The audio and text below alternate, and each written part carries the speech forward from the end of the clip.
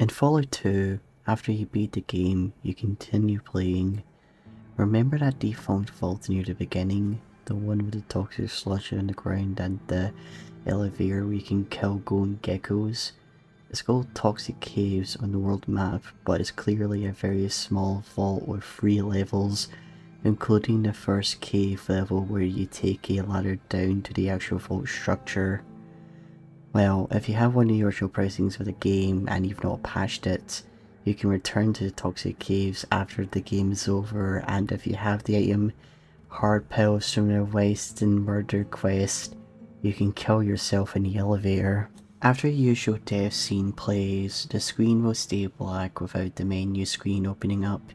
After several minutes, you begin to hear a hollow, echoey, burning noise cave sort of sound. The screen will slowly fade back into your character in a pile of that nasty biomass goo that was all around the master from the first game.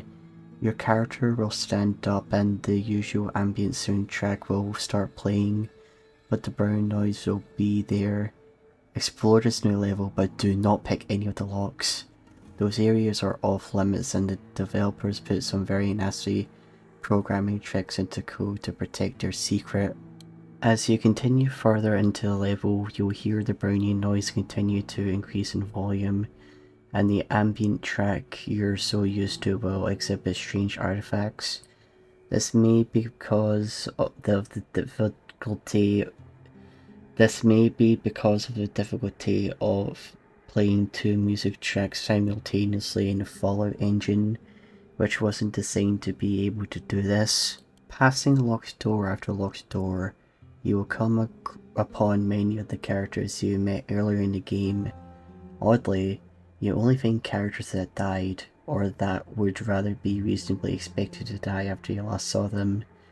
Like the official endings, the character found vary depending on how you play the game. If you're the good guy and try to solve problems without violence, you always find a few bad guys and unfortunate victims here.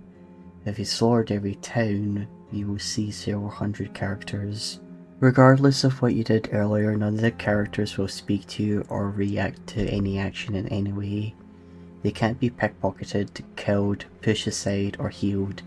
If you try to use first aid, doctor, or any healing items on them, the game will tell you in the text box is much too late for that chosen. It will appear that this area is purgatory, or possibly hell, based on being populated by entirely dead characters. The final character standing just before the final door is always a player character model from the first Fallout. This is the only character that you can interact with, and as you approach, the browning noise reaches a crescendo and the ambient music cuts out. If you simply bypass them and open a door, the game will play the end credits once again, only with pictures of Hiroshima and Nagasaki victims in the background. This is an extreme poor taste, and many wonder why the creators would be so insensitive. When asked, they denied the sequence exists and call it a hack that was never in the game at all. After it ends, you are greeted with a typical game over screen and are booted to the desktop. If you talk to the final character, he will explain that he is in fact the Vault Dweller from the original game, your ancestor. He will tell you that he is disappointed in the way you turned out, and he will turn his back on you, and your character will collapse into a pile of bones in a death animation I've never seen in the game itself. Afterwards, the game will fade to white and lock the computer up, forcing a hard reset. There is a third option. Those locked doors I mentioned earlier. There is one door, it's always random as to which door, but if you get lucky in picking, you can use any heavy explosive to blow it open. Inside, you'll find a single footlocker hold a 10mm pistol with no clip in the picture and no ammo in it.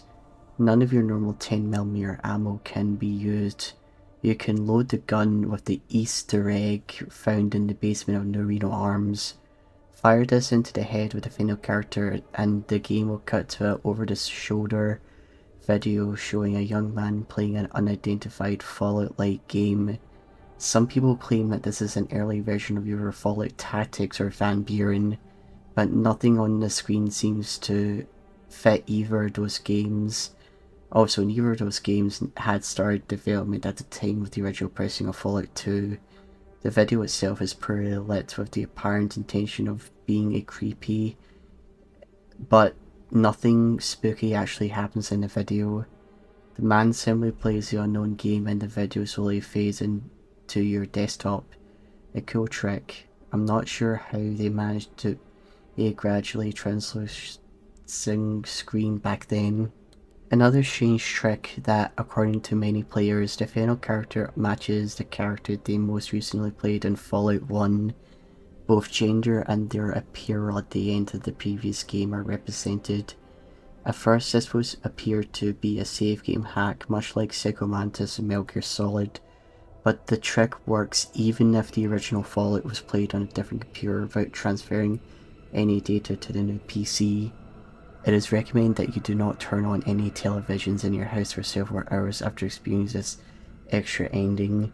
You'll quickly realise that the Brownian noise in the game is identical to the noise now coming from your television, cable, satellite, and even antenna, if you still have that, are all somehow incapable of picking up a signal for some time after the secret ending. All internet connections, however, seem to still work. That's how I'm writing to us now. The funny thing is, I turned my television back on nearly an hour ago, as well as my computer speakers. Okay, I can hear the static getting louder.